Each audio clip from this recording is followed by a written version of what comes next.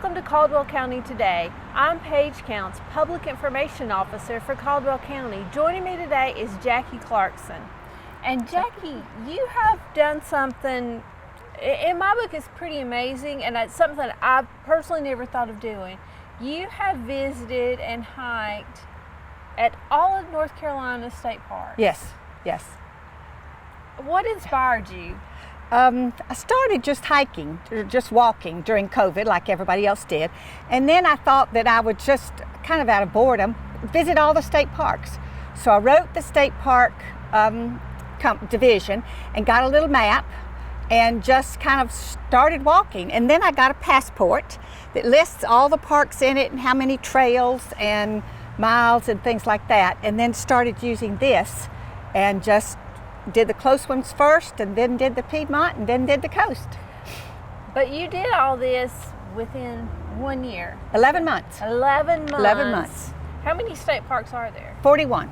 41 parks. And they've just added a new one, but it's not in the passport, but I'm going to have to go there too. So she's got one more to visit, Yeah. But it wasn't a park when you started. No, it wasn't a this park, journey. just designated. So 41 parks, 11 months. Where did you start? Lake James. That was my first one. Rained on me, my first park, and it rained on me. I had been there before, but I'd never hiked it. And then my second one was South Mountain, which was my favorite one. Of all of them I hiked, South Mountain was my favorite. And how did you move across the state? Because 41 state parks, that's quite a journey. Yeah. After I finished the ones I could drive to and hike and get home, then I started with the ones where I knew I was going to have to spend the night and kind of mapped it where I could drive on Saturday, hike a little bit, stay overnight, and either hike a little bit more or go to another park and hike, and then drive home. Sometimes I spent 2 nights and did like 4 parks. Were you an avid walker before this, or hiker? Just for exercise. I just walked because it was good for you, and it was easy to do. You don't need a gym. You just walk. And did anyone accompany you on this journey? My sister went with me on one. She went with me to South Mountain. My daughter went with me on the last one, which was the Gorgeous, which was a tough one. And then my sister's boyfriend went with me on one, and he is really into hiking, and so he explained a lot of things about rocks and trees and things like that. Tell me about some of the people you met along the way at the parks and as you were doing your journey. Right. I would say about 50% of the parks I never saw anybody while I was hiking. There would be cars at the trailhead, but I just didn't see anybody while I was hiking. But the people I did meet were all really nice. In the campgrounds, the campground hosts were really nice. The rangers were really informative and helpful. And I met people from several different states that were there, and I would explain what I was doing, and several people said, "Oh, I'm going to have to do that." It is quite an adventure. We talked about how across the state, and I think our viewers know this, North Carolina changes drastically. It does. The mountain hikes, you were mostly seeing high views. The trails were a little rockier, steeper. Then when you got down more toward the middle, toward the sand hills, naturally the trails were a little less steep, but they weren't as rocky. And then the vistas you were seeing were more fields instead of high mountains and looking out over other mountains. And then the coast, I hit several swamps that were interesting. Dismal Swamp, I did not realize, is part of the National Underground Railroad, because enslaved people hid out in Dismal Swamp and then were ferried or carried on by the Underground Railroad. And then the beach ones were neat. I got to wade in the beach. I don't swim, but I waded in the beach, in the water. Because we're talking about state parks in general, can you give us the name of a few? I mean, we know South Mountain, we know Lake James, but as you move across the state, what are some of the state parks? And tell us just a little bit about your favorites, maybe your top 5. Okay, Morrow Mountain it's called Morrow Mountain, and there is a mountain, but it's a lot of flatland walking too. And they have cabins and the lake where you could put your boat in, and a really big campground, both for RVs and tent camping. So that was a fun one. There was an old home there that was interesting to explore. Weymouth Mountain is mainly pine trees. And that one I went on a hike led by a geologist who told us the history of the sand hills. And so that was interesting. Fort Macon has an actual Confederate fort there that was a battle was fought. And part of the park is you went for a tour of the fort.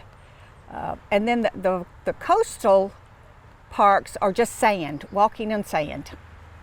Which sometimes can be some pretty tough walking, Yes. depending on how much the sand is packed down. Yes. That can be some difficult walking. And you say you camped when you got to the coast. What kind of camping did you do? I bought a camper that goes in the back of my pickup truck. So it was easy to set up. I wasn't crawling around on the ground. Easy to take down and store. And when I checked in, I always checked in with the camp hosts and told them where I was, and we exchanged phone numbers in case of emergency. And that camping was really fun. I want to go back to several of them and camp now that I've been there before, but now I want to go back and camp. Which ones do you want to go back and camp? I want to go back and camp at South Mountain because that was my favorite one. I want to go back to Morrow Mountain.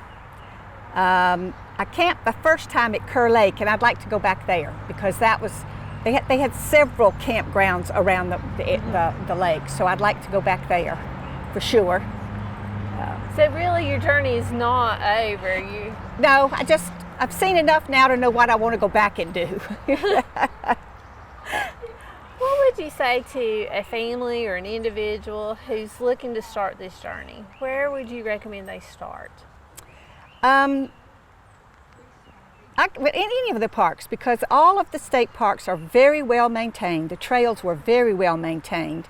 They're very well signposted, so you get the little park map, and then it tells you if the trail is steep, moderate, or easy. They're very well marked, so you can see how long they are and what the roadbed is. Is it gravel? Is it dirt? Is it sand? So you can kind of pick there. So there's a lot of them that every park has an easy trail. All the parks have a children's trail. I think it's called the track trail that identifies things along the trail, so that's mainly for children to do that one. All of them have picnic grounds. I always packed me a lunch and planned on eating in a picnic ground. What was your family's reaction to you taking this journey and being out hiking? Both of my children said, "Mom, you're 67. Why are you doing this now?" And I said, "You're right, and I'm going to finish before I'm 69." So yeah, I got it in. My husband was a little apprehensive, but then when I showed him all I had planned, and he helped me, make my plans, and told the park ranger when I went in what trails I would be on and what time I expected to be out. So if anything happened to me, they would at least know where to start. Right. So after that, he was more comfortable with it and just said, "Go, girl, go." Hiking and camping is not his thing. So he said, "Go, girl, have fun." And you're talking about easy, moderate, difficult. Which trails did you choose? Did you advance as you made the journey, or did you just tackle the hardest? Oh no, I did one strenuous trail. Okay. Yeah. But the rest of them, I did some moderate.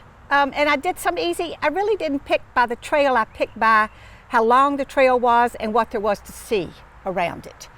Even if it was a moderate trail and I was hiking to a waterfall, that was worth the effort. And I didn't have any time constraints. I could take as long as I wanted to get there and as long as I wanted to get back. So that's true. Yeah. The beauty of retirement. It is. I went on one trail at Eno River.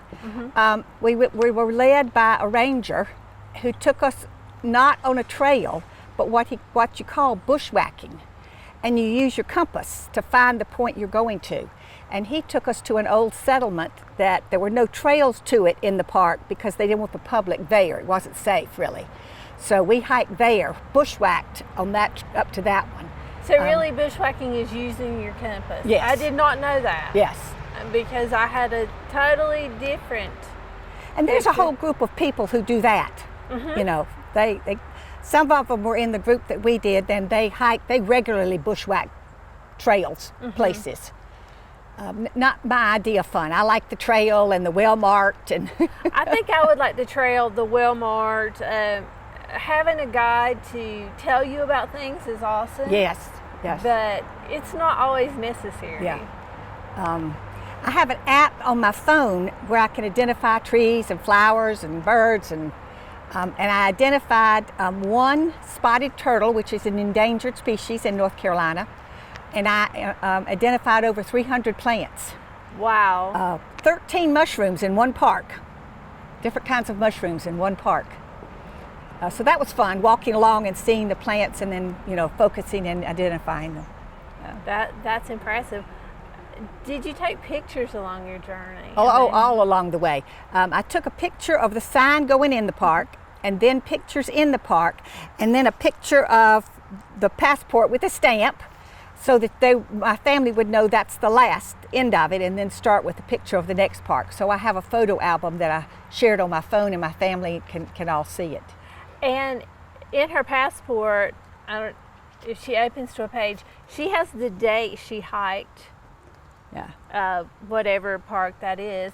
I'm not sure which one she's showing you, but she has a date in there, and the one I saw was December. Yes, I did the coast in December.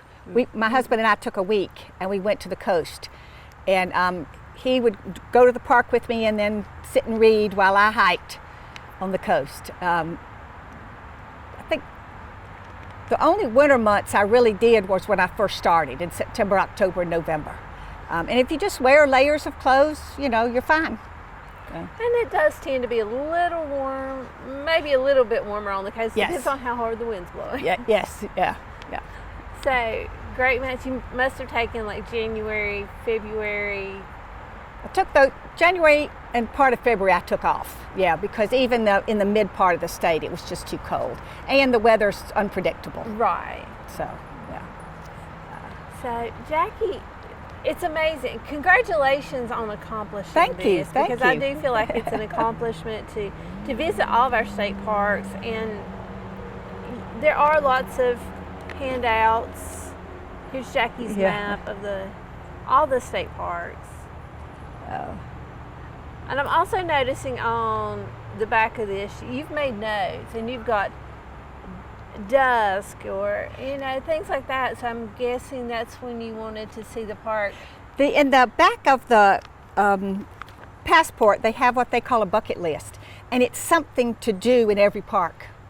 So like some of them were observe the sunset, and enjoy a campfire by the lake, and hike to a certain waterfall. I did all of them except for the paddling. I don't paddle.